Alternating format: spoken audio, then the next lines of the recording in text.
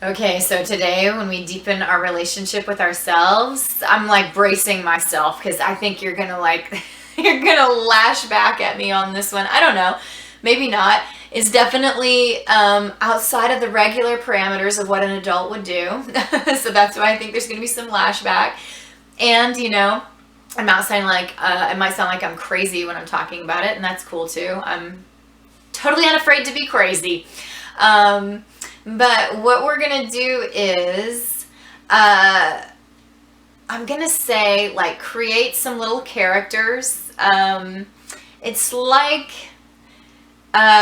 it's like if you're a child and you're playing with little toys and you're creating this character and this character, and maybe you think of it that way, or I don't know, maybe you think of it more as like I'm writing a book.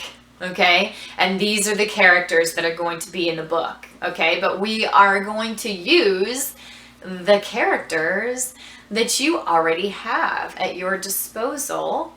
Um, the different parts of you, the different parts of you.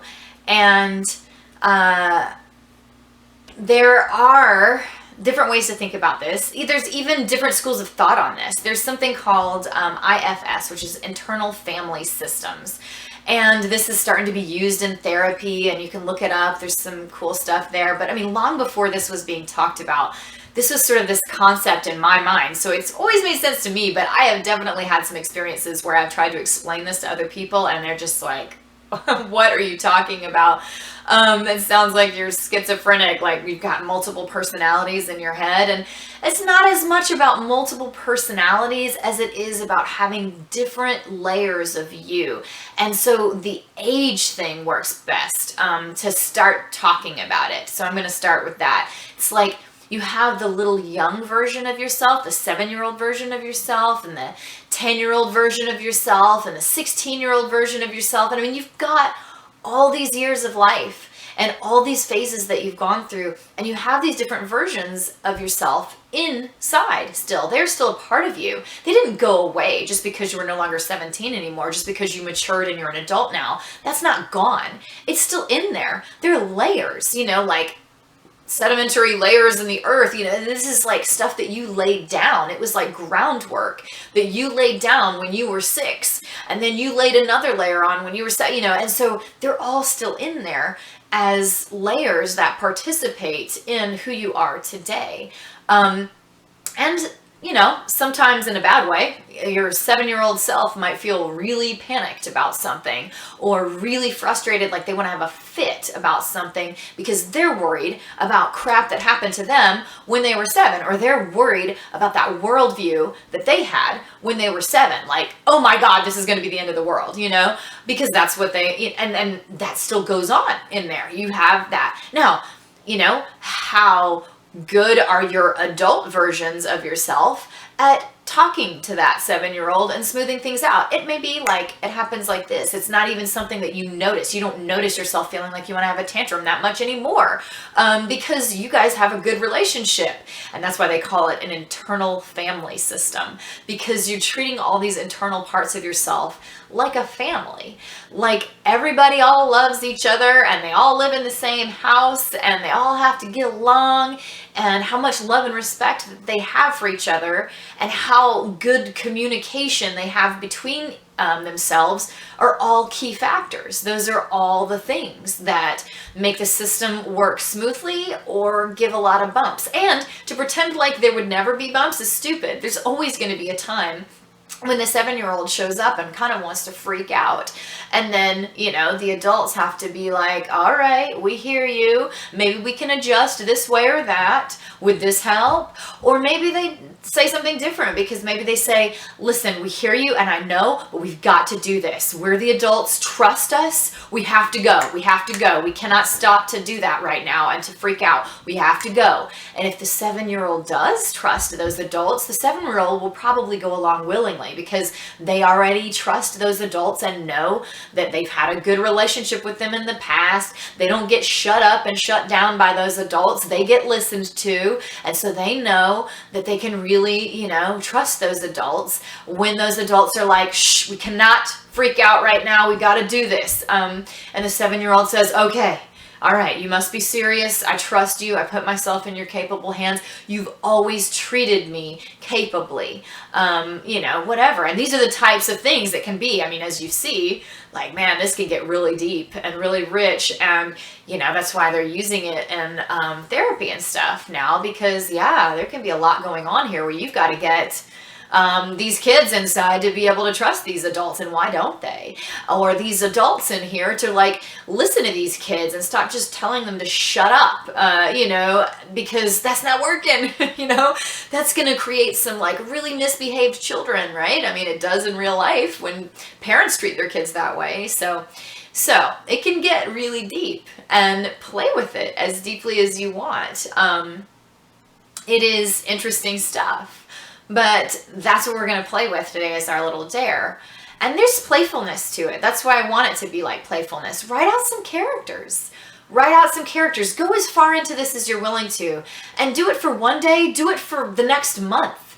And keep on with your other games and do this in the background, like however interesting you find it. But at the very least, do it this day. One day, let's write out the characters in your book, in you.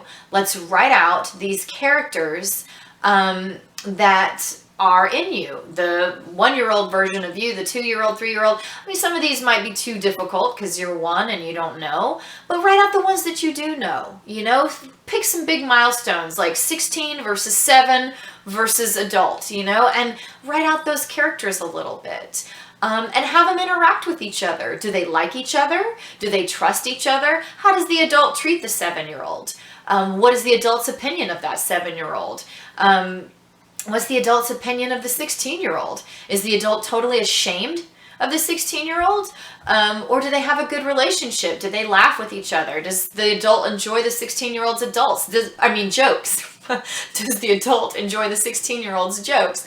Or does the 16-year-old think that the adult is lame? Whatever. Like, what is this like? What is the dynamic like? What would the story go like? Play it out as characters if you want to. I mean, if that's your style, or if you're like busy today and you can't get to this and you need to like make this a game with your kids, like, all right, look, I could like play Barbies with my 4-year-old, all right, do it, and let this be in that. Or whatever, let it be a writing exercise if that's the kind of thing you like journaling, or just play it out in your head. But what does the story go like? What are the different players, and how many of them can you identify? Do you not have that many that you're kind of in touch with? Would you be able to name what your 1-year-old self is like? Isn't there a character who's 1, who's feeling like, I want to be picked up, please somebody just like hold me, isn't there? But do we, how out of touch or in touch are we with that? And yeah, play with it a little. I understand, who you were last year might be different or might not be different than who you are this year. You might think it's like frivolous, like, why do I need to come up with an adult character for all these different years of my life? There's not a difference. I mean, I've been the same person for the past 5 years. Is that true? That's informative.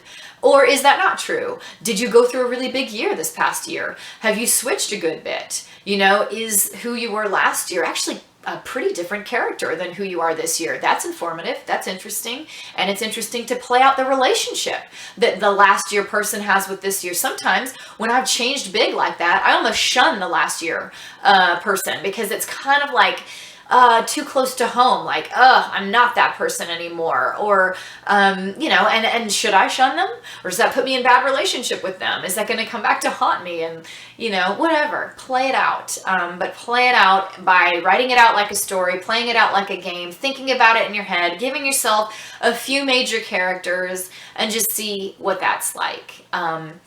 Because the age thing helps. You might think like, oh, well, I have a dark side and I have a playful side, and that's fine. Sides of yourself work too. But if you think about it carefully, those sides might also be pretty easily associated with ages, right? I mean, is your dark side kind of more of your young self that like thinks everything's going to spin out really bad really fast, or your rebellious side that's more of your teenage side, you know, so it can all fit, but play with it, see how you like it. Like I said, I could talk forever on it because it can get interesting in there, especially for a dork like me. But you know, at least one day play with it, see how it goes for you.